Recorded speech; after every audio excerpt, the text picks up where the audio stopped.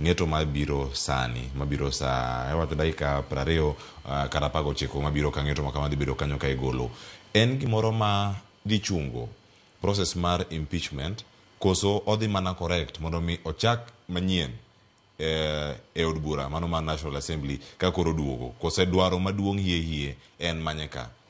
gie sechegi otemo mondo chung process nikech ing'eni e siasa kiweri kata mana gi the legal side of it e siasa gik moko nyalo lokore nikech kata mana sama gini nochakore nitiere ji machalo kaka Ndindi Nyoro gini mane ok ni kode to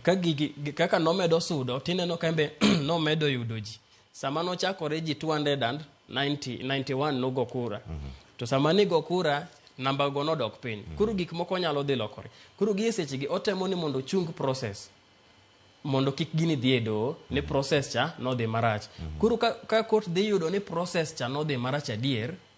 mabe mano dhi kawo sa nikech ing'eni sani ni idhi miye gimiluongo ni interim orders koro kose miye interim orders koro ka court bro dhi mondo analyze process cha ka bende en kare sama wacho ni process cha nokotime maber to ka doho yudo ka process cha nokotim maber then dhi chuno joma ne dwa golegi mondo doge drawing board mondo koro gidhi gitim kila kitu maber emano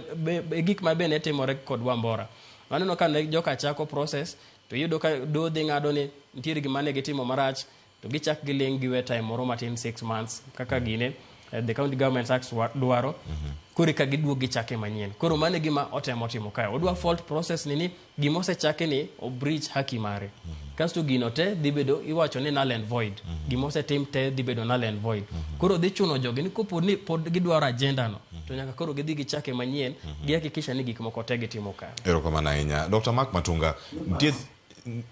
ibro yudo ni kamano ibro yudo ni case midhi ng'ad sani kata judges wach ni gima timore e Senate no idhi chungi